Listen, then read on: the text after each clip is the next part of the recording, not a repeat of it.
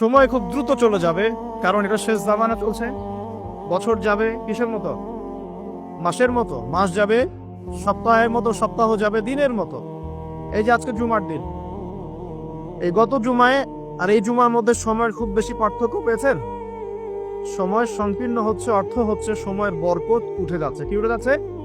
বরকত। এই যে ঢাকায় আমরা দেখি যে মানুষ মেটেরিয়ালিজম জীবনযাপন করে, সবাই মেটেরিয়ালিস্টিক, বস্তুবাদী। তো ছোটাছুটি খালি সকাল থেকে রাত পর্যন্ত শুধু ছোটাছুটি। তাদের মধ্যে অল্প কিছু মানুষ পরকালের স্বার্থে ছোটে, বেশিরভাগ মানুষই দুনিয়ার স্বার্থে ছোটে আর কি। তো দুনিয়ার স্বার্থে ছোটা মানুষগুলোকে আল্লাহ পাক রাস্তার মাঝখানে ট্রাফিক জ্যামে বসিয়ে রেখে দেন। দুনিয়ার জন্য ছুটছিস, ছোট এখন সময়টাকে হায়াত চান, নিজের জীবনের হায়াতের একটা বড় অংশ রাস্তায় ট্রাফিক জ্যামে শেষ হয়ে যায়। কোথায় যাবেন? সময় তো আল্লাহর হাতে। সময় কার হাতে? আল্লাহর হাতে। আল্লাহ পাক যেভাবে ইচ্ছা সময়কে আবর্তিত করবেন। সময়ের বরকত উঠে যাওয়া অর্থ কি? সময়ের বরকত নষ্ট হয়ে যাওয়ার অর্থ হচ্ছে আমরা আমাদের 50-60 বছর হায়াতে সেই কাজগুলো করতে পারছি না যেই কাজগুলো সাহাবায়ে কেরাম রাদিয়াল্লাহু আনহুম 30-40 বছরে করে ফেলেছেন। মুয়াজ বিন জাবাল রাদিয়াল্লাহু আনহু নাম শুনেছেন? 39 কি 40 বছর, কোন বর্ণনায় 36 বছর তিনি বেঁচে ছিলেন। তিনি 36 বছরে ইসলামের জন্য যা করেছেন, আমরা কি 100 বছরে সেটা করতে পেরেছি? সম্ভব? সময়ের বরকত উঠে যাচ্ছে এবং সামনে একটা ঘটনাও ঘটবে যখন মাসিহ মানুষের রূপে আত্মপ্রকাশ করবে এবং সে যুবকের বেশে আত্মপ্রকাশ করবে যার কোকড়ানো চুল থাকবে এবং যাকে ফলো করবে জিউসরা, তবে সব ইহুদি নয়, যারা যায় তারা। এটা আমার ইন্টারপ্রিটেশন। তো সে 40 বছর, সে 40 দিন এই বিশ্বটাকে শাসন করবে। কতদিন? 40 দিন। 40 দিনের প্রথম দিনটা হবে 1 বছরের সমান, দ্বিতীয় দিনটা হবে 1 মাসের সমান এবং তৃতীয় দিনটা হবে 1 সপ্তাহের সমান। বাকি দিনগুলো হবে আমাদের দিনের মতোই। এখন ওই সময় কিভাবে আবর্তিত হবে? সময় কি থেমে যাবে? পৃথিবীর রোটেশন কি কমে যাবে? কি হবে? আল্লাহু আ'লাম, আল্লাহ ভালো জানেন। আমরা এতটুকু জানি সময়ের নিয়ন্ত্রক কে? আল্লাহ পাক। আল্লাহ পাক বলেছেন তার হাবিবের মাধ্যমে এভাবে হবে, এভাবেই হবে। তো এই যে রমাদান বলছিলাম, খুব তাড়াতাড়ি দেখবেন রমাদান চলে এসেছে। আর রমাদান মাসের সবচাইতে গুরুত্বপূর্ণ বিষয়টা হচ্ছে আল কোরআন নাজিল হওয়া। কি নাজিল হওয়ার? শাহরু রমাদানাল্লাযী উনজিলা ফীহিল কোরআন। রমাদান সেই মাস যেই মাসে কি নাজিল হয়েছে? কোরআন। ইন্না আনজালনাহু ফী লাইলাতুল কদর। লাইলাতুল কদরে আমি কোরআন নাজিল করেছি। আর কদরের রাত কোন মাসে? কদরের রাত কোন মাসে? রমাদান মাসে। শেষের দশকের বিজোড় রাতগুলোর মধ্যে যে কোনো একটা রাতে কি হবে? লাইলাতুল কদর হবে ইনশাআল্লাহ। তো এই কদরের রাতে কোরআন নাজিল হয়েছে, মানে হচ্ছে রমাদান মাসে কোরআন নাজিল হয়েছে। তো রমাদান মাসের সবচেয়ে শ্রেষ্ঠ উপহারটা কি? কোরআন। তো রমাদান মাস আসার আগেই কোরআন কারীম তেলাওয়াত করা শিখে নিবেন ইনশাআল্লাহ। ওয়াদা করছেন? যারা পারেন আলহামদুলিল্লাহ, যারা পারেন না রমাদান আসার আগেই কোরআন তেলাওয়াত শিখতে হবে। আল্লাহ তৌফিক দান করুন। এবং যারা তো আমরা পড়তে পারি, আমাদের উচিত হবে প্রত্যেকদিন 1 পারা করে তেলাওয়াত করা। কতটুকু? বাধ্যতামূলক নয়, কিন্তু প্রত্যেকদিন 1 পারা করে তেলাওয়াত করলে আপনি 1 মাসে 1 খতম দিতে পারবেন ইনশাআল্লাহ।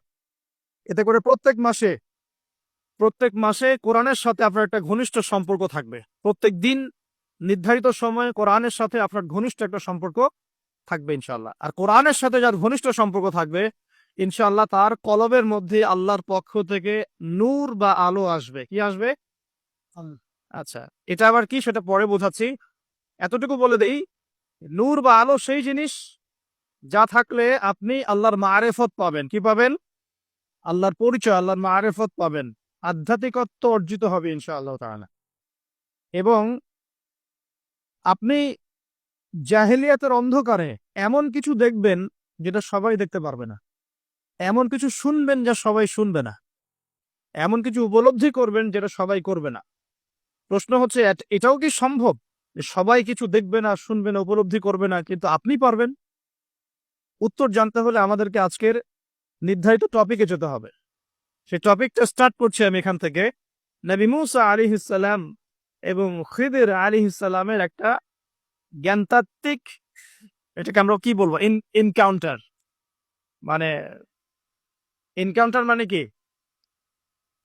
হ্যাঁ, আচ্ছা, জ্ঞানতাত্ত্বিক এনকাউন্টার কেন বললাম? নবী মুসা আলাইহিস সালাম একদিন এমনই একটা জনসমাবেশে বা খুতবায় বক্তব্য দিচ্ছিলেন, একজন দাঁড়িয়ে বললেন, হে মুসা আলাইহিস সালাম, আপনি খুব চমৎকার বক্তব্য দিয়েছেন, আপনি খুব চমৎকার বক্তব্য দিয়েছেন। একটু মনোযোগ দেন আমার দিকে। নবী মুসা আলাইহিস সালাম কে তিনি প্রশ্ন করছেন যে আপনার চাইতেও কি কোনো জ্ঞানী মানুষ পৃথিবীতে আছে? নবী মুসা আলাইহিস সালাম বলছেন যে আমার জানা মতে নাই, কারণ আমার কাছেই আল্লাহর ওহী আসছে, আর আল্লাহর ওহী যার কাছে আসবে সেই নিঃসন্দেহে জ্ঞানী মানুষ, তাই নয় কি? আল্লাহর ওহীর চাইতে কি জ্ঞানের কোনো বিকল্প উচ্চতর কোনো উৎস আছে নাকি? কোরআন এবং সুন্নাহ এর বাইরে কি জ্ঞানের এর চেয়েও বড় কোনো উৎস আছে নাকি? আছে? কোরআন এবং সুন্নাহ মিলে ইসলাম, আর ইসলাম একটা কমপ্লিট কোড অফ লাইফ, পরিপূর্ণতা আছে এখানে। এটাকে হক বলা হয়, সত্য বলা হয়। আর আল্লাহ পাক সূরা কাহফের 29 নম্বর আয়াতে বলেছেন, ওয়াকুলিল হাক্কু মির রাব্বিকুম, হক বা সত্য সেটাই যেটা তোমার রবের পক্ষ থেকে কি হয়, নাজিল হয়। তাহলে হক বা সত্য কোনটা? আমার সাথে কথা বলেন। সত্য মিথ্যা, ন্যায় অন্যায়, হক বাতিলের চূড়ান্ত মানদণ্ড কোনটা? মানুষের জ্ঞান না আল্লাহর ওহী? আল্লাহর ওহী। কথা কি বুঝতে পারছেন? একটু মনোযোগ দিতে হবে, কারণ আমি গতানুগতিক তো আপনাকে সুর করে কিছু বলতে পারবো না, এটা আমার দ্বারা হয় না, পারি না। আর একটু মনোযোগ রাখতে হবে এই কারণে যে একটা ফেজ মিস করে ফেললে আপনি পরে লিঙ্ক আপ করতে পারবেন না। তো হক মানে সত্য মিথ্যা ন্যায় অন্যায়, এর চূড়ান্ত মানদণ্ডটা কি? মানুষের মস্তিষ্ক প্রসূত কোনো দর্শন, সায়েন্স, আপনার মানুষের মানব রচিত কোনো বিধান, নাকি মানুষের মন গড়া কোনো ফিলোসফি ইত্যাদি, মানে যুক্তি, বিজ্ঞান, দর্শন, ফিলোসফিক্যাল থটস, এগুলোর উপরে সত্য মিথ্যার চূড়ান্ত মানদণ্ডটা কি? উত্তরটা কি? সূরা কাহফের কত নম্বর আয়াতে আছে? 29 নম্বর আয়াত। আল্লাহ পাক বলছেন, ওয়াকুলিল হাক্কু মির রাব্বিকুম, হক, সত্য, ন্যায় চূড়ান্ত মানদণ্ড তোমার রবের পক্ষ থেকে কি হয়, নাজিল হয়। তো তাওরাত নাজিল হয়েছিল না রবের পক্ষ থেকে? তাহলে তাওরাত ছিল ওই সময়ের হক, ছিল না হক? জি। আচ্ছা, জাবুর কার পক্ষ থেকে নাজিল হয়েছে? আল্লাহর পক্ষ থেকে। জাবুর ছিল ওই সময়কার হক। জাবুর কার উপর নাজিল হয়েছিল? কার উপর? দাউদ আলাইহিস সালাম। তাওরাত কার উপরে? তাওরাত নবী মুসা আলাইহিস সালাম, যার ব্যাপারে কথা বলা শুরু করেছি। তো মুসা আলাইহিস সালাম বলছেন আমার কাছে তো আল্লাহর পক্ষ থেকে ওহী আসে, তার মানে তিনিই সবচেয়ে জ্ঞানী মানুষ হবেন, স্বাভাবিক, তাই নয় কি? আচ্ছা, ইনজিল কার উপর নাজিল হয়েছে? নবী ঈসা আলাইহিস সালাম। মারা গেছেন না বেঁচে আছেন? আচ্ছা, আবারও আসবেন পৃথিবীতে? এক শ্রেণীর মানুষ বিশ্বাস করে তিনি মারা গেছেন, আরেক শ্রেণীর মানুষ বিশ্বাস করে তিনি আল্লাহর সন্তান ছিলেন, নাউজুবিল্লাহ, এবং তাদের সংখ্যাও কিন্তু প্রায় 500-700 কোটি। ঠিক আছে? এই যে আমরা বলি যে বেশিরভাগ মানুষ যা বলবে সেটাই সত্য, তাই না? মেজরিটি শুড বি গ্রান্টেড, আমরা একটা কথা বলি না? তো এই যে বেশিরভাগ মানুষ বলছে ঈসা আলাইহিস সালাম আল্লাহর সন্তান, নাউজুবিল্লাহ, এখন আপনি কি বিশ্বাস করবেন? ব্যাস, আর কোন যুক্তির দরকার আছে? এই তো প্রমাণ হয়ে গেল যে বেশিরভাগ মানুষ যা বলবে তা সবসময় সত্য হয় না। কখন সত্য হয়? যখন সেটা কোরআন এবং সুন্নাহর, আল্লাহর বিধানের আলোকে হবে, তখন ইনশাআল্লাহ তাআলা সত্য হবে। যখন যদি বেশিরভাগ মানুষ বলেন আপনারা যে সুদ হারাম, সত্য না মিথ্যা? বেশিরভাগ মানুষ যদি বলেন মদ হারাম, সত্য না মিথ্যা? বেশিরভাগ মানুষ যদি বলেন আপনারা যে পর্দাটা ভালো, আল্লাহর বিধান ফরজিয়া, সত্য হবে না মিথ্যা হবে? এখন যদি বেশিরভাগ মানুষ বলে মদ হালাল, জেনা হালাল, ফ্রি মিক্সিং হালাল, গার্লফ্রেন্ড বয়ফ্রেন্ড এই প্রেম করাটা হালাল, তারপরে যে পর্নোগ্রাফি হালাল, আপনার এই যে রিবা বা সুদ হালাল, সুদ তো এখন হালালই নয়, বরং সুদ তো এখন ফরজ ওয়াজিব হয়ে গেছে আমাদের উপর, নাকি? এটা ছাড়া মানুষ চলতে পারে নাকি?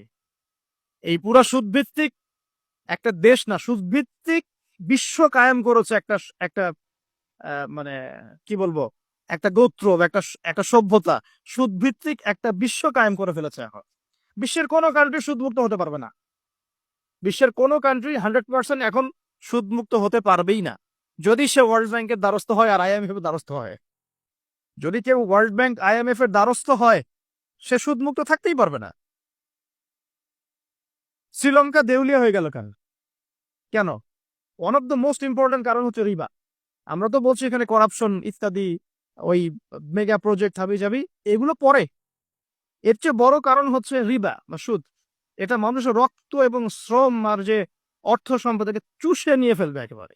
এ কারণে দেখবেন বিশ্বের একটা অংশ রিবার মধ্য দিয়ে অনেক ধনী হয়েছে, আর বাকি অংশগুলো কিন্তু আস্তে আস্তে প্রভার্টি এবং ডেস্টিটিউশনের মধ্যে গিয়েছে। রক্ত চুষে খাওয়া, এটা হলো গরিবের রক্ত সাক করা, চুষে খাওয়া। এই কারণেই হয়তোবা নবী সাল্লাল্লাহু আলাইহি ওয়াসাল্লাম যখন মেরাজের রাতে গিয়েছেন আল্লাহ পাকের সাথে সাক্ষাৎ করতে, তখন তাকে অনেক আযাব দেখানো হয়েছে না? এই আযাবগুলোর মধ্যে একটা আযাব তিনি দেখেছেন, কিছু মানুষকে রক্তের নদীতে ফেলে মাথা ফাটিয়ে দেওয়া হচ্ছে। কিসের নদী? রক্তের নদী, মাথা ফাটিয়ে দেওয়া হচ্ছে। মাথা যখন বিক্ষিপ্ত হয়ে যায়, পাথর দূরে চলে যায়, আবার পাথর ফেরেশতা নিয়ে আসতে গিয়ে মাথা আবার জোড়া লেগে যায়। রক্তের নদীতে সাঁতার কাটছে। নবী জিজ্ঞাসা করলেন সাল্লাল্লাহু আলাইহি ওয়াসাল্লাম, এরা কারা? অপরাধ কি ছিল? জিবরাইল আলাইহিস সালাম বলছেন, এরা হচ্ছে আপনার উম্মতের ওইসব ব্যক্তি যারা সুদখোর ছিল। রক্তের নদী কেন? কারণ মানুষের রক্ত চুষে এটা বড়লোক হয়েছে। আসুন, তো আমি একটা পয়েন্ট থেকে কথা বলা শুরু করেছি যে সত্য মিথ্যা ন্যায় অন্যায়ের চূড়ান্ত মানদণ্ড কি হবে? মানুষের জ্ঞান, সায়েন্স এবং যুক্তি, না আল্লাহর ওয়াহী? কোনটা? যদি মানুষের জ্ঞান, বিজ্ঞান এবং যুক্তি আল্লাহর ওয়াহীর অনুকূলে হয়, সেটা অবশ্যই গ্রহণযোগ্য, তাই নয় কি? অবশ্যই গ্রহণযোগ্য।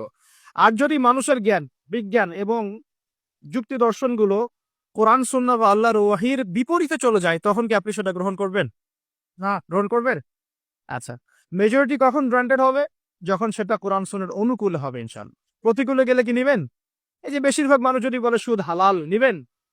মদ হালাল, জেনা হালাল, নিবেন? আচ্ছা, এই কনসেপ্টটাকে ক্লিয়ার করেন। এবার আসেন, মুসা আলাইহিস সালাম কি বলছেন? হ্যাঁ, আমি জ্ঞানী মানুষ। ও আচ্ছা, তৃতীয় সিঁড়িটা একটু শেষ করে নেই। ৩ নম্বর সিঁড়িতে নবী সাল্লাল্লাহু আলাইহি ওয়াসাল্লাম, তখন তিনি বলছেন আমিন। সাহাবীরা বলছেন, কি জন্য ইয়া রাসূলুল্লাহ? তিনি বলছেন, জিবরাইল আলাইহিস সালাম এসেছেন আমার কাছে, এসে বলছেন, সেই ব্যক্তি ধ্বংসক যার সামনে আমার নাম উচ্চারিত হয়েছে মুহাম্মদ সাল্লাল্লাহু আলাইহি ওয়াসাল্লাম, কিন্তু নাম শুনে সে দরুদ পাঠ করে নাই। এই ৩ শ্রেণীর মানুষ কি হবে? ধ্বংস। এই জন্য আমি বলেছিলাম নবী সাল্লাল্লাহু আলাইহি ওয়াসাল্লামের নাম আসলেই পড়বেন কি? সাল্লাল্লাহু আলাইহি ওয়াসাল্লাম। 10টা নেকি হবে, আল্লাহ 10 বার রহম করবেন, 10টা গুনাহ মাফ হবে, ইনশাআল্লাহ আপনি ধ্বংসপ্রাপ্তদের অন্তর্ভুক্ত হবেন না। আল্লাহর নবীর অভিশাপ আপনার উপরে থাকবে না ইনশাআল্লাহ তাআলা। একটা ছোট্ট কথা বলে সামনে যাই।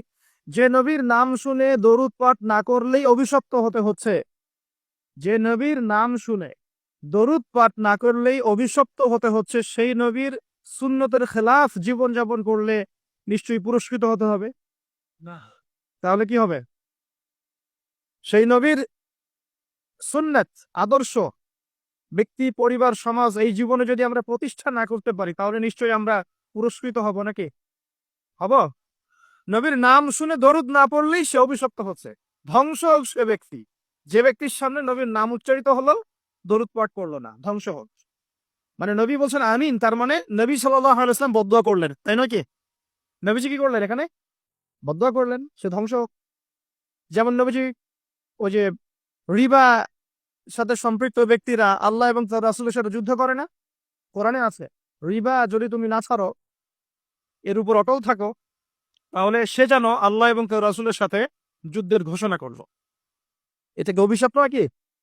নবীর অভিশাপ নিয়ে চললে সারা জীবনে কি কল্যাণ এবং কামিয়াবি আসবে? নবীর নাম শুনে দরুদ না পড়লেই যদি এই শাস্তি হয়, আর নিঃসন্দেহে সারা জীবন নবীর আদর্শের খেলাফ চললে কখনো শান্তি পাওয়া যাবে না। সিম্পল কথা, কি বুঝতে কঠিন মনে হচ্ছে? আচ্ছা, এবার এখানে চলে আসেন। মুসা আলাইহিস সালাম বলছেন, হ্যাঁ আমি জ্ঞানী মানুষ। আল্লাহ পাক ধরলেন, না, তুমি সবচেয়ে বেশি জ্ঞানী মানুষ নও। মুসা আলাইহিস সালামের উপরে কি নাযিল হয়েছিল? তাওরাত। আল্লাহ পাক তার সাথে কথা বলেন নাই? বলেছিলেন? তুর পাহাড়ে তিনি আগুন দেখেছিলেন, আল্লাহ পাক কথা বলেছিলেন না? কালিমুল্লাহ বলা হয়। মুসা আলাইহিস সালামকে বিশাল একটা গোত্রের দায়িত্ব দেওয়া হয়েছিল, বনু ইসরাইল। এবং কোরআন খুললে আপনি প্রত্যেকটা জায়গায় দেখবেন মুসা আর ফেরাউন, মুসা আর ফেরাউন, তাই নয় কি? এত বড় একজন জালিল এবং কাদার নবী, আল্লাহ পাক তাকে বলছেন, না, তুমি সবচেয়ে জ্ঞানী মানুষ নও। তিনি প্রশ্ন করছেন, তাহলে কে সেই জ্ঞানী মানুষ? তিনি অস্থির হয়ে যাচ্ছেন। আল্লাহ, আমি তার সাথে দেখা করতে চাই, I want to meet him, আমি তার সাথে দেখা করতে চাই। সে কোথায়? প্রয়োজনে তার সাথে দেখা করতে যদি আমাকে যুগ যুগ ধরে চলতে হয়, রাস্তায় হাঁটতে হয়, তাও হাঁটবো। কথা বুঝতে পারছেন? আল্লাহ পাক বললেন, ঠিক আছে। মাজমাউন বাহরাইন, দুই সাগরের মিলন স্থল বলে একটা কথা আছে। মাজমাউন বাহরাইন, দুই সমুদ্র যেখানে মিলে গেছে, সেখানে তুমি আমার ওই বান্দাকে পাবে। তার নাম হচ্ছে খিদির। কি নাম? খিদির, খিদির মানে হচ্ছে শ্যামল বা সবুজ। একটা বর্ণনা এসেছে খিদির আলাইহিস সালাম যেখানে বসতেন সেই জায়গাটা সবুজ হয়ে যেত। এখন এই ব্যাখ্যাটা বাহ্যিকভাবে হতে পারে, এটা এটা ইন্টারপ্রিটেশনও করা যেতে পারে। আল্লাহ ভালো জানেন কোনটা ব্যাখ্যা সঠিক। বাহ্যিকভাবেই সব সবুজ হয়ে যেত, নাকি তার জ্ঞানের আলোতে অজ্ঞতা দূর হয়ে সব সবুজ হতো, আল্লাহ ভালো জানেন। তো ব্যাখ্যার একটা সুযোগ আছে। তো তিনি সেখানে গেলেন, তার সাথে একজন সঙ্গীকে নিয়েছেন, তার নাম হচ্ছে ইউশা বিন নুন, একজন যুবক, তরুণ যুবক। তারা দুজন পথ চলছেন। চলতে চলতে চলতে চলতে তারা একটা জায়গায় গিয়ে পথটা ভুল করলে। একটা জায়গার কথা বলে দেয়া ছিল, এই জায়গায় গেলে তোমার থলির মধ্যে যে মাছ আছে, মাছ, মৃত একটা মাছ, এটা জীবিত হয়ে সমুদ্রে লাফ দিবে। যখনই লাফ দিবে ওই জায়গায় তুমি তাকে পাবে। কাকে পাবেন? খিদর আলাইহিস সালামকে। তো তিনি সেখান থেকে একটু দূরে চলে গিয়েছিলেন, পথ ভুল করলেন। যেই পথ ভুল করলেন তিনি ক্লান্ত হয়ে গেলেন, ক্লান্ত হয়ে বসে পড়লেন এবং সেই সাথীকে বলছেন, খাবার কিছু আছে, নাস্তা কিছু আছে, নিয়ে আসো। এখান থেকে আমি একটা দলিল দিই আপনাকে ছোট্ট করে। সবার মাথায় সবকিছু আসবে না, আর আমি যে ব্যাখ্যাটা দিচ্ছি এটা সঠিক হলে আল্লাহর পক্ষ থেকে, ভুল হলে আমার পক্ষ থেকে। যদি মনে হয় আপনার কাছে এটা সঠিক তাহলে আপনি গ্রহণ করবেন, যদি আপনার কাছে মনে হয় যে না ভুল, তখন ছেড়ে দিয়েন, কোনো সমস্যা নেই। আমি আমার মত গ্রহণ করতে কাউকে কখনোই এনফোর্স করি না। তো যখন তিনি ক্লান্ত হয়ে পড়েছেন তখন তিনি পথ ভুল করেছিলেন। আমি ফিল করছি জিনিসটা এভাবে যে জীবনে চলার পথে আমাদের গন্তব্য যদি ঠিক না থাকে তাহলে আমরা খুব সহজেই ক্লান্ত হয়ে পড়বো। আর আমার কথা কি বুঝতে পারছেন? জীবনে চলার পথে আমাদের গন্তব্য যদি ঠিক না হয় আমরা খুব সহজেই ক্লান্ত হয়ে পড়ব। আমাদের গন্তব্য কি? এই গন্তব্য যদি ঠিক না থাকে, যাদের গন্তব্য দুনিয়া, যাদের গন্তব্য বাড়ি গাড়ি, স্ট্যাটাস, প্রতিপত্তি, পলিটিক্যাল পাওয়ার, যাদের গন্তব্য হচ্ছে জাস্ট দুনিয়া দুনিয়া দুনিয়া মোহ, তারা খুব সহজেই ক্লান্ত হয়ে পড়বে। কিন্তু আল্লাহর পথে যারা পথযাত্রী, যাদের গন্তব্য জান্নাত, তারা কখনো ক্লান্ত হয় না। কখনো ক্লান্ত হয়? দেখবেন শেষ বয়সে বৃদ্ধ হয়ে গেছে, আলেম বৃদ্ধ হয়ে গেছে, মুহাদ্দিস মুফাসসির, এখনো দেখবেন যে সিংহের মতো বক্তব্য দিচ্ছে, দেখেন না? তো এই বিষয়টা আমি ফিল করেছি। সামনে যাই। তো তিনি তাকে পেলেন, যখন যখন রাস্তা ভুল করেছেন তখন তার স্মরণ হচ্ছে, আরে মাছ তো নাই, মাছ কোথায় গেল? তখন ইউশা বিন নুন বলছেন, মাছ তো আগেই লাফ দিয়ে নদীতে সমুদ্রে চলে গেছে। তখন তিনি বলছেন, ওইটাই তো সেই জায়গা ছিল যেখানে তাকে পাওয়া যাবে, চলো। আবার তিনি ব্যাক করে সঠিক জায়গায় আসলেন। এবার তার গায়ে অনেক শক্তি। সঠিক জায়গায় এসে দেখলেন, হ্যাঁ, একটা পাথরের উপরে, সাখরা বলে, পাথর খণ্ড, এর উপরে খিদর আলাইহিস সালাম বসে আছেন। কে বসে আছেন? খিদর আলাইহিস সালাম। এবং তিনি তাকে সালাম দিলেন, আসসালামু আলাইকুম ওয়া রাহমাতুল্লাহ। তো খিদর আলাইহিস সালাম বলছেন, ওয়ালাইকুম আসসালাম ওয়া রাহমাতুল্লাহ। এই জনমানব শূন্য জায়গায় সালাম কোত্থেকে আসলো? তখন মূসা আলাইহিস সালাম বলছেন যে আমি মূসা। আমি কে? মূসা। খিদর আলাইহিস সালাম বলছেন, তুমি কি বনু ইসরাইলের মূসা? তুমি কি বনু ইসরাইলের মূসা? তার মানে খিদর আলাইহিস সালাম বনু ইসরাইলের কেউ নন। কথা কি বোঝা যায়? যদি তিনি বনু ইসরাইলের কেউ হতেন তাহলে বলতেন না তুমি কি বনু ইসরাইলের মূসা। তার মানে তিনি বনু ইসরাইলের বাইরের কেউ, ওই গোত্রের, ওই সম্প্রদায়ের নন তিনি। তো এখন বনু ইসরাইলের দাবিদার যারা, এই যে জিউসরা, যারা আমাদের প্যালেস্টাইনকে দখল করে আছে এবং যারা মনে করে যে তারাই পৃথিবীর সবচেয়ে এলিট সোসাইটি, তাদের জানা উচিত যে বিশ্বের সবচেয়ে জ্ঞানী মানুষ বনু ইসরাইলের মধ্যে ছিল না। খিদর আলাইহিস সালাম বনু ইসরাইলের বাইরের কেউ ছিল না। আমি কি বুঝাতে পারছি? তাদের এই অহংকারটা শোভা পায় না যে তারা এই পৃথিবীর এলিট সোসাইটি আর আমরা সব ককরোচ। তারা এভাবেই ট্রিট করে সারা ওয়ার্ল্ডকে। তো এখন তিনি বলছেন, আমি একটু পড়ে শোনাই। ক্বালা লাহু মূসা, মূসা আলাইহিস সালাম তাকে বলছেন, হাল আত্তাবিউকা আলা আন তুআল্লিমানি মিম্মা উল্লিমতা রুশদা। মূসা আলাইহিস সালাম তাকে বলছেন, হে খিদর আলাইহিস সালাম, আমি কি আপনার অনুসরণ করতে পারি এই শর্তে যে আল্লাহ আপনাকে যা শিক্ষা দিয়েছেন সেখান থেকে আমাকে কিছু শেখাবেন?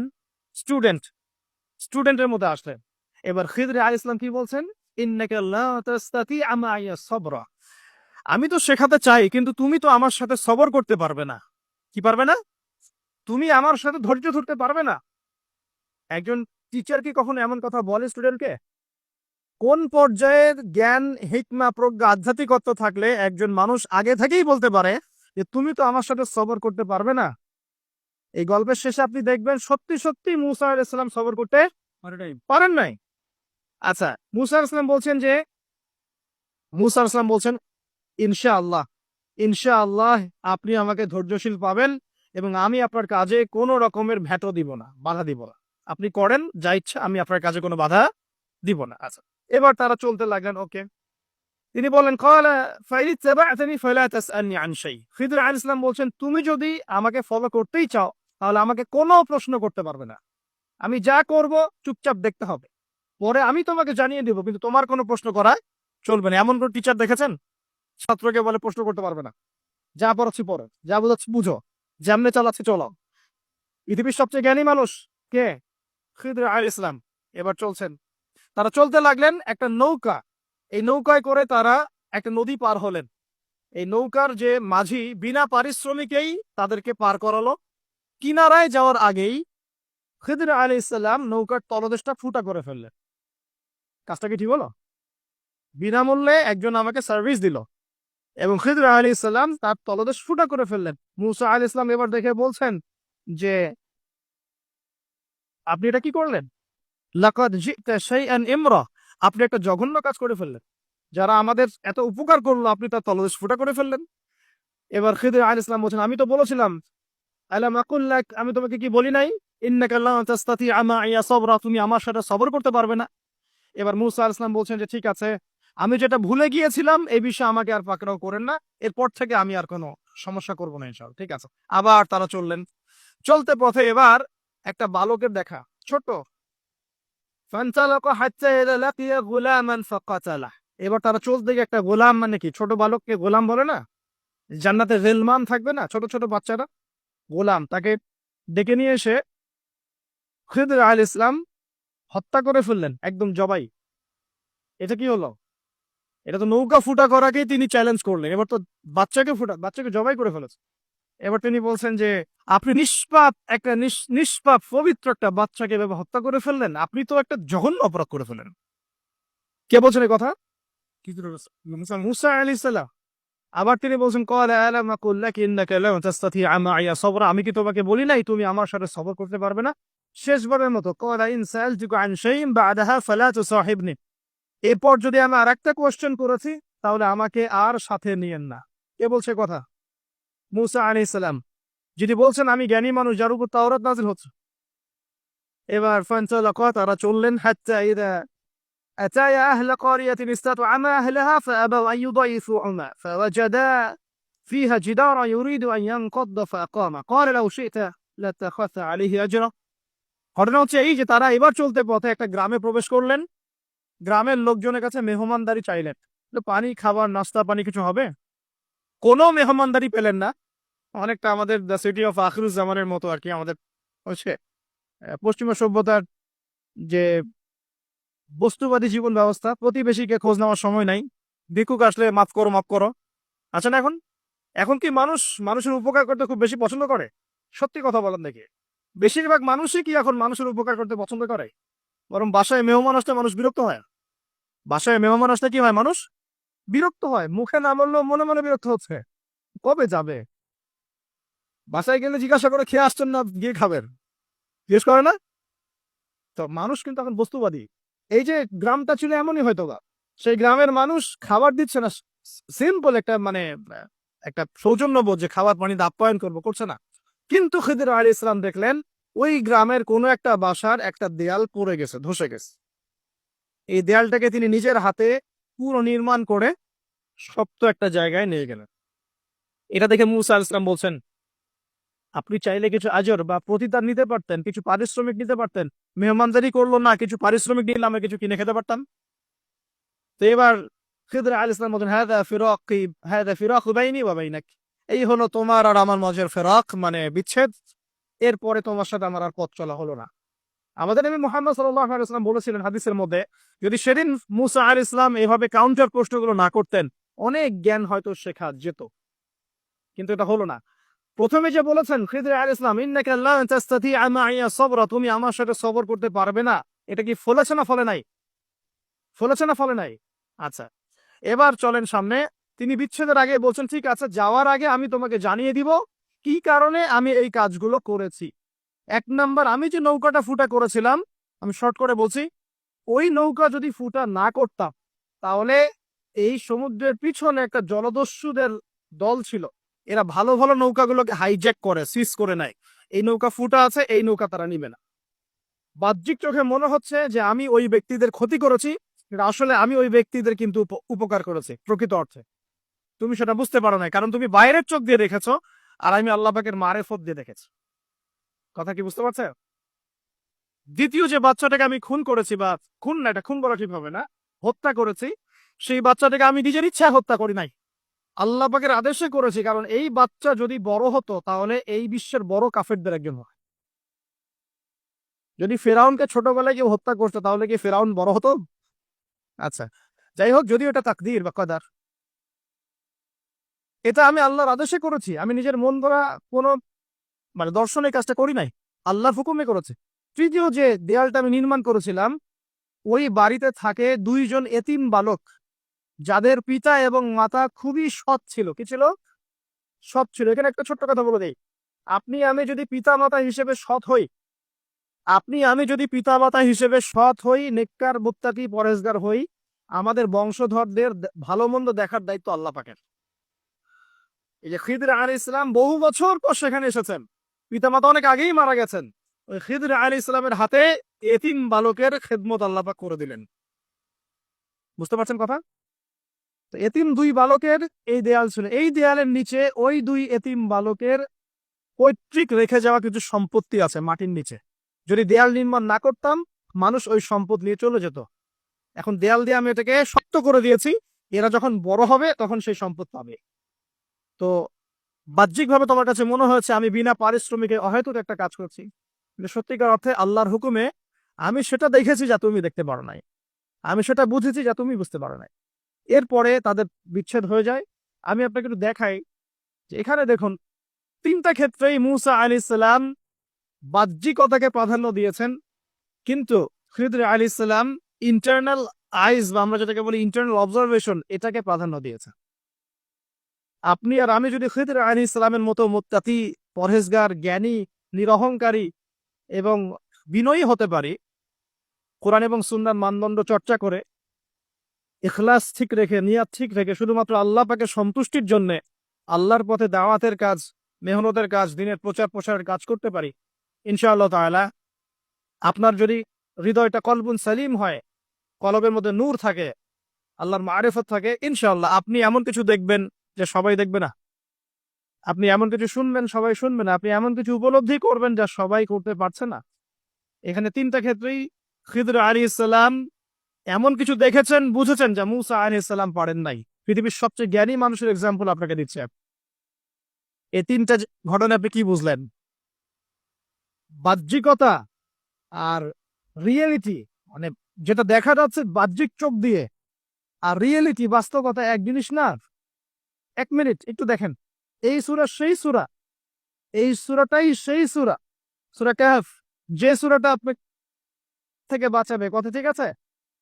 এই সূরা সেই সূরা, যে সূরা আপনাকে ফিতনা থেকে বাঁচাবে। কারণ নবী সাল্লাল্লাহু আলাইহি ওয়াসাল্লাম বলেছেন, কিয়ামতের আগ পর্যন্ত, আদম আলাইহিস সালাম থেকে শুরু করে কিয়ামত পর্যন্ত দাজ্জালের চেয়ে ভয়ঙ্কর কোনো ফিতনা আসে নাই, আসবেও না।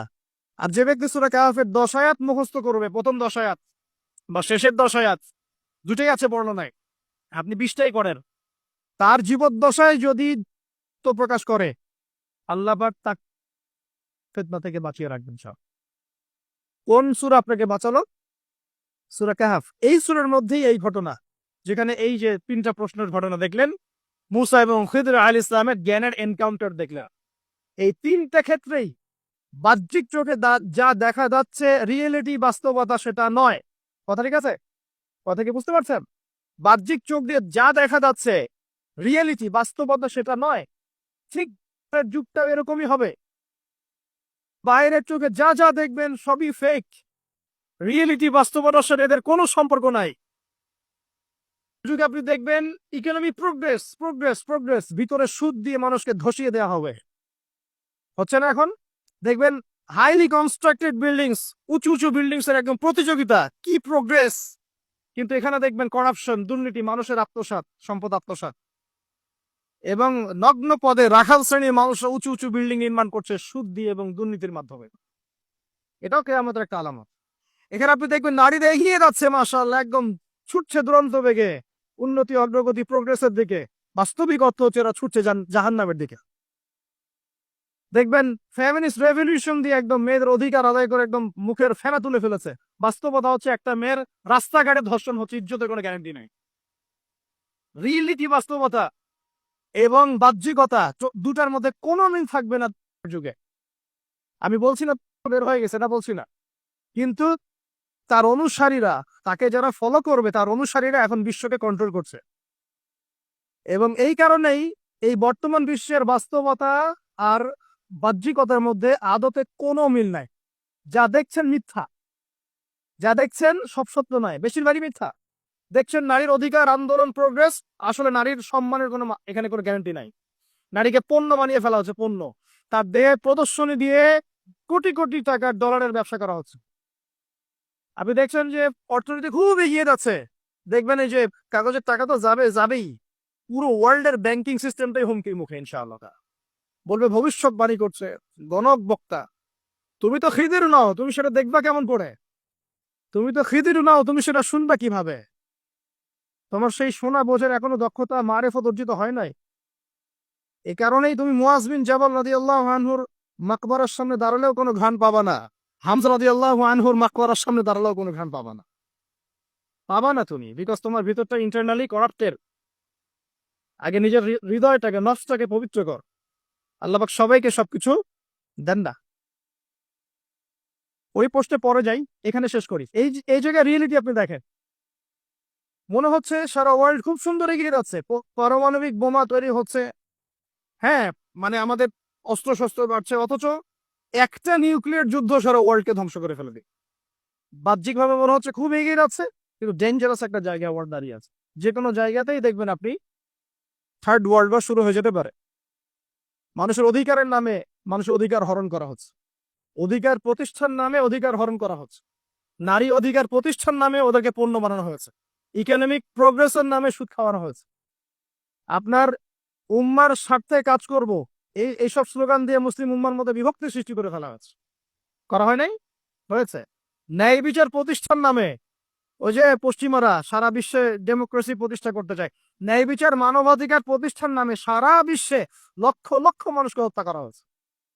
হয় নাই? সিরিয়াতে হয়নি? ইয়েমেনের বাচ্চাদেরকে হত্যা করা হয়নি? Iraq, Iran, Libya, Lebanon, Jordan, প্যালেস্টাইনে হয়নি? এই যে রোহিঙ্গাদের এবং এই যে উইঘুরদের ক্ষেত্রে হয়নি? সব মানবাধিকার প্রতিষ্ঠান নামে লক্ষ লক্ষ মুসলিমকে হত্যা করা হয়েছে। যা দেখছেন বাইরে, রিয়েলিটি এক জিনিস নয়। প্রতিটা ক্ষেত্রে দেখছেন পরিবার খুব সুখের জায়গা, পরিবার এখন ভাঙছে। দেশের খুব ভালোবাসা বাইরে, এগুলো জেনা হচ্ছে, জেনা। বাইরে খুব ভালোবাসা সম্পর্ক, এটা জেনা। দেখছেন আপনি যে এই যে কি বলবো, গ্লোবাল অ্যাফেয়ার্সে মুসলিমদের কিছু আইওর শোডাউন দেখছেন, আদতে দেখবেন বড় বড় যে জিনিসগুলো, সেক্টরগুলো সবগুলো ওরা কন্ট্রোল করছে, আমরা নিয়ন্ত্রিত হচ্ছে। আপনার কাছে মনে হচ্ছে আপনি টেকনোলজি ইউজ করে খুব এগিয়ে যাচ্ছেন, বেশিরভাগ টেকনোলজি ওরা কন্ট্রোল করছে। আপনার প্রাইভেট লাইফে কি করেন সেটাও তারা জানে। তো আমি একটা বিষয় ফোকাস করতে চাচ্ছি, মুসা এবং খিদর আলাইহিস ইসলামের এই যে জ্ঞানের এনকাউন্টার, এখান থেকে আপনাকে একটা শিক্ষা নিতে হবে। সেটা হলো ফিতনাময় যুগে, ফিতনাময় বিশ্বে বাহিরে যা দেখা যায় আর বাস্তবতার মধ্যে আকাশ পাতাল পার্থক্য থাকতে পারে। এই বিষয়টা প্রত্যেকটা সেক্টর ঘেটে ঘেটে আপনি খেয়াল করেন, আপনি বুঝতে পারবেন। ইভেন আমাদের মুসলিমদের মধ্যেও দেখবেন মানুষকে ভালো কিছু দেওয়ার নাম করে মানুষকে বড় বড় ওলামায়ে কেরাম থেকে সরিয়ে দেওয়া হয় নাই? মানুষকে আলেম ওলামার সোহবত থেকে সরিয়ে দেওয়া হচ্ছে না? একা একা তুমি দিন পালন করো, বুখারী মুসলিম পড়ো, মুফতি হয়ে যাও, হচ্ছে না?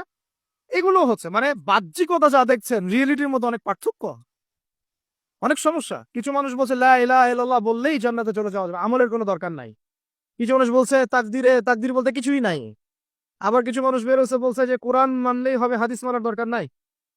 আবার পাঞ্জাবের এক মায়ের সন্তান, সে বলছে, পাঞ্জাবি মায়ের সন্তান যে পাঞ্জাবি ভাষায় কথা বলে, সে বলছে সে মাহদি, অথচ ইমাম মাহদি আরবি ভাষায় কথা বলবেন। সে পরে বলছে সে ঈসা, তারপরে বলছে রাসূল সাল্লাল্লাহু আলাইহি ওয়াসাল্লাম শেষ নবী, আরো নবী আসতে পারে। কাদের কথা বলছি বুঝতে পারছেন না? তো বাহ্যিকতা ধর্মের মধ্যেও দেখবেন বাহ্যিকতা যা দেখছেন রিয়েলিটি এমন নয়। তো শেষ জামানার এই ফিতনাময় যুগটা এমন হবে যে বাহ্যিকতা আর বাস্তবতার মধ্যে আকাশ পাতাল পার্থক্য দেখতে পারবেন। তো এক হাতে জান্নাত নিয়ে ঘুরবে, এক হাতে জাহান্নাম। এটা রূপক অর্থে বাস্তবিকভাবে এটা কেউ করতে পারে না। তাকে যারা মেনে নিবে সে ওদেরকে সেই জান্নাত দিবে, মানে প্রোগ্রেস। তাকে যারা অস্বীকার করবে সে ওদেরকে আযাব দিবে, নির্যাতন করবে। এখন এখানে দেখেন বাস্তবতা আর বাহ্যিকতা এক হলো। জান্নাতি জাহান্নাম, জাহান্নামি জান্নাত। অর্থাৎ বাস্তব যেটা সেটা ফলস, যেটা সত্যটাই মিথ্যা, যেটা মিথ্যাটাই সত্য। এটাই সেই যুগ যখন বলত নবী সাল্লাল্লাহু আলাইহি ওয়াসাল্লাম বলছেন শেষ জামানায় সত্যবাদী মানুষদেরকে বলা হবে মিথ্যাবাদী, আর মিথ্যাবাদী সবগুলোকে বলা হবে সত্যবাদী। আমানতদার ব্যক্তি, পরম আমানতদার, তাকে বলা হবে খেয়ানতকারী। আর যে ব্যক্তি খেয়ানতকারী, রিনাউন, তাকে বলা হবে আমানতদার। সবচেয়ে নিচু স্তরের মানুষকে সবচেয়ে উঁচু আসলে বসানো হবে, এমনও আসতো। হাদিসগুলো খালি পড়েন, এবং এই যে একটা আপনাকে দর্শন দিয়ে গেলাম, খিদর আলাইহিস সালামের দৃষ্টিভঙ্গিটা অর্জন করেন, দেখবেন আপনি অনেক কিছুই বুঝতে পারছেন যেটা সবাই পারছে না। এটা বোঝার জন্য এখন কি লাগবে, এখান থেকে আমি একটু করণীয় বলে শেষ করে দিই, অনেক লম্বা হয়ে যাবে না হলে।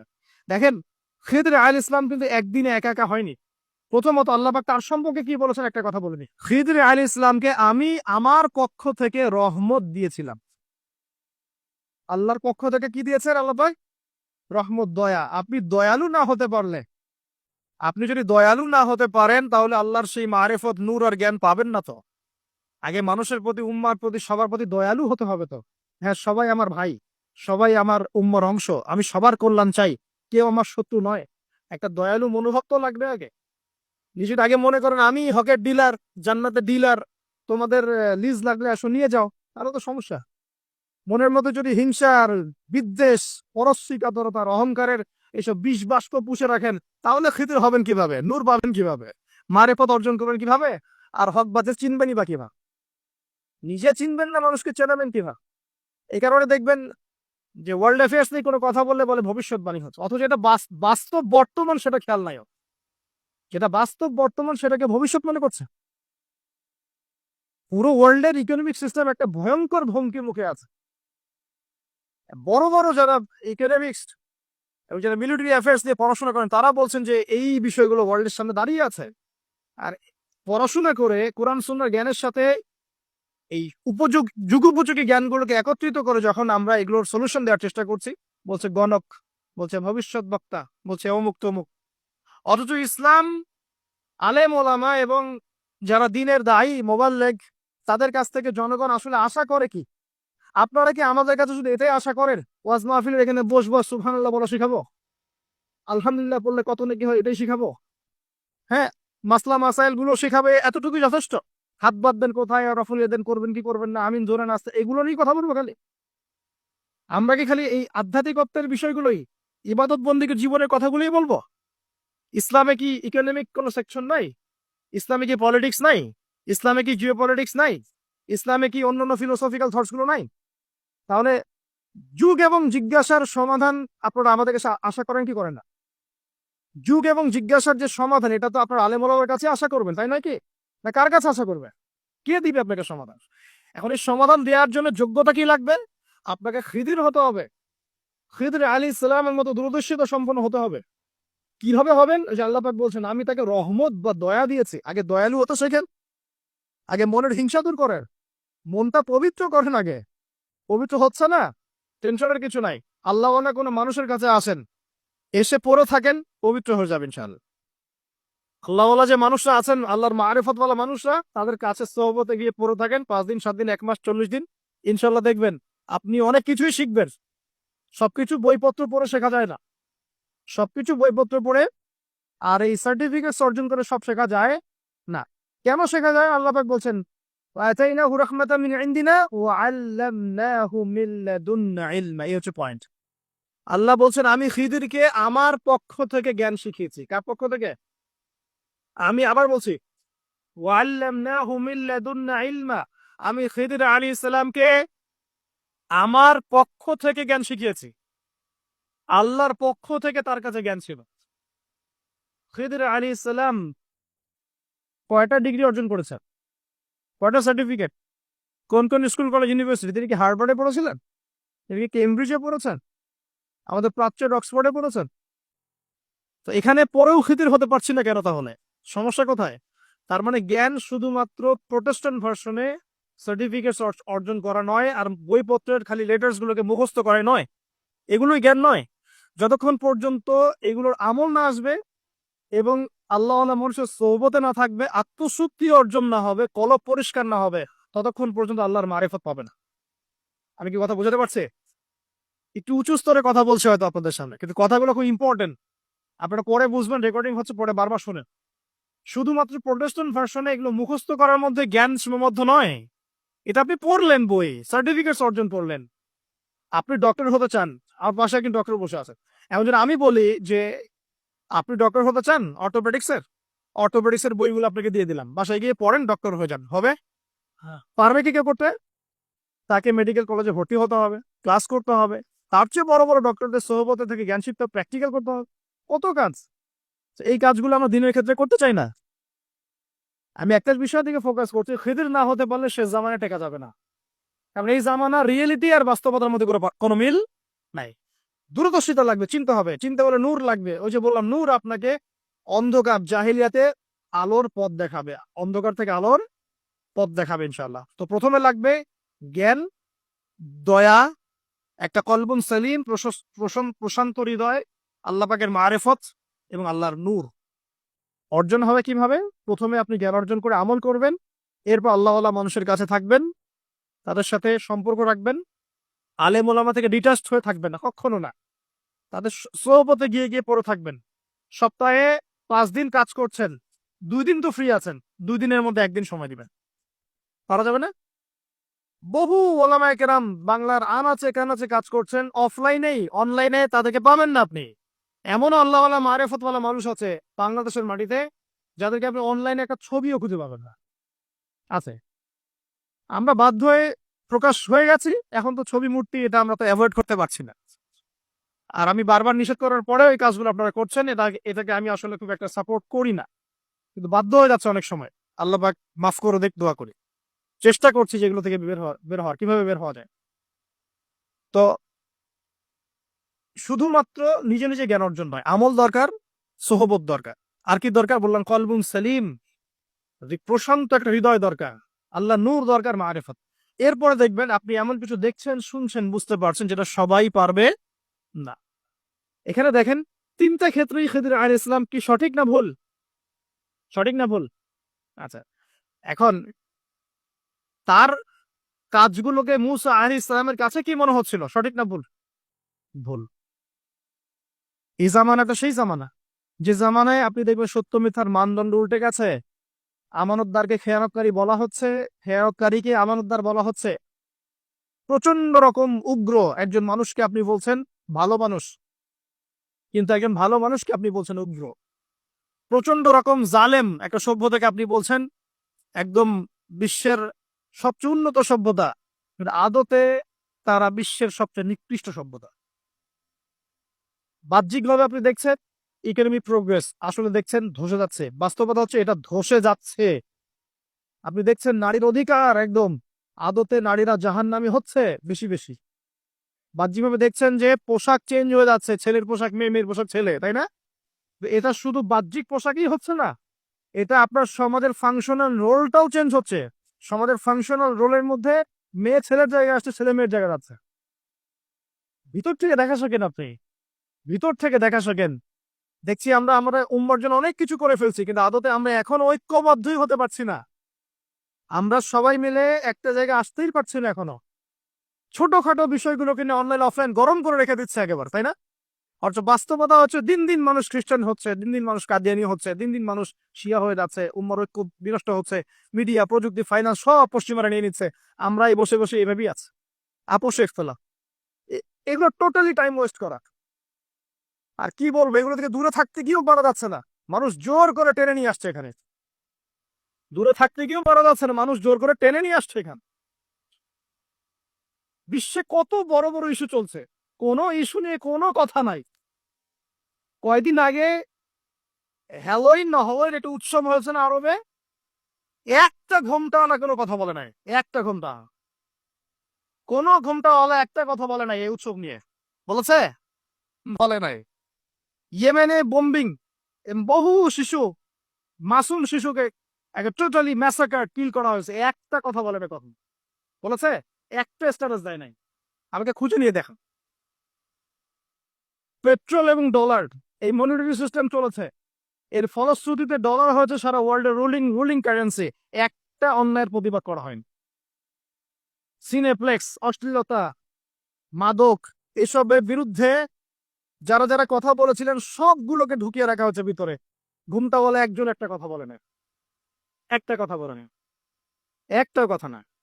বিশ্বের এই যে কয়দিন আগে নবী সাল্লাল্লাহু আলাইহি ওয়াসাল্লাম অবমাননা ইস্যু হয়েছিল না, জেনারেল ভাইরা আন্দোলন করেছিল রাস্তাঘাটে, জেনারেল ভাইরা, তখন এরাই ঘোমটা দিয়ে বলেছে যে এসব করা যাবে না, নবীর প্রতিবাদ করা যাবে না, নবী সাল্লাল্লাহু আলাইহি ওয়াসাল্লামের অবমাননার কোনো প্রতিবাদ করা যাবে না, এটা নাকি অন্যায় হচ্ছে।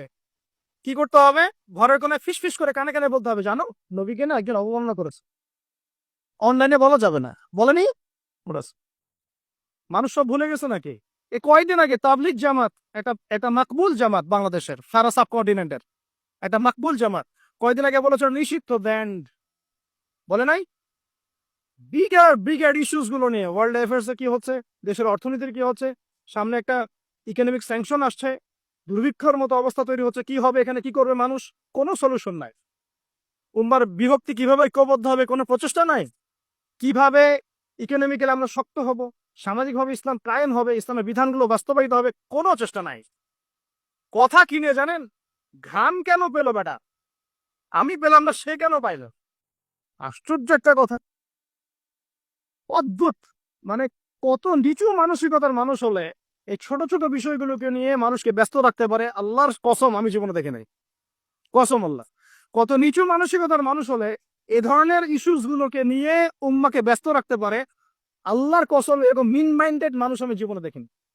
এইগুলো তো দলিল দিতে পারবেন না। আপনি কি দলিল দিতে পারবেন? কেমন ছিল, কি ছিল, কোথায় লেখা আছে? পারবেন না। কিন্তু কিছু বিষয় তো আপনি দলিল দিতে পারবেন। এক, কিরকম? নবী সাল্লাল্লাহু আলাইহি ওয়াসাল্লাম মেরাজের রাতে গান শুনেছেন। জিজ্ঞাসা করছেন ইয়ে জিবরাইল আলাইহিস সালাম এটা কোথা থেকে আসছে? তিনি বলছেন এটা ফেরাউনের মেয়ের যে চুল আশ্রয় দিত বাদী দাসী, তার নাম হয়তো অনেকে আসিয়া বলেন, আল্লাহু আলাম, আল্লাহ ভালো জানেন, হাত থেকে চিরুনি পড়ে গেছে, তিনি বলেছেন বিসমিল্লাহ। এটা শুনে ফেলেছে এই ফেরাউনের মেয়ে, শুনে ফেরাউনকে বলেছে যে এ তো আল্লাহ ছাড়া আপনাকে ইলাহ মানে না, আল্লাহর নামে সে চিরুনি উঠিয়েছে। এখন এই অপরাধে ফেরাউন তাকে বলছে ফিরে আসতে হবে, না হলে হত্যা করব। সেই দাসী বা বাদী বলছে না, ফিরে আসবো না, কারণ আল্লাহ হচ্ছেন আপনার রব, আমার রব, সবার রব। কে বলছে এটা? ফেরাউনের দাসী। ফেরাউন তার সন্তানদেরকে একত্রিত করে বলল আগুন জ্বালাও। আগুন জ্বালানো হবে, আগুন জ্বালানোর পর বলছে এখনো ফিরে আসো, না হলে তোমার সন্তানদেরকে আগুনে ফেলে দিব। কিসে ফেলে দিব? আগুনে। দাসী বলছে আমার সন্তান দুটো, যদি 5টা 10টাও সন্তান হতো তাও আমি পিছু পা হতাম না। একটা একটা করে সন্তানকে ফেলে দেওয়া হলো, জ্বলন্ত আগুনের সন্তান ভস্মীভূত হয়ে গেল। সর্বশেষ সেই দাসীকেও ফেলে দেওয়া হলো। জিবরাইল আলাইহিস সালাম বলছেন ওই যে দাসী এবং তার সন্তানদেরকে যেখানে দাফন করা হয়েছে সেই সালামের সময়ে, আর সেই ঘটনা প্রকাশ পেয়েছে নবী মুহাম্মদ সাল্লাল্লাহু আলাইহি ওয়াসাল্লামের মেরাজ। সুবহানাল্লাহ।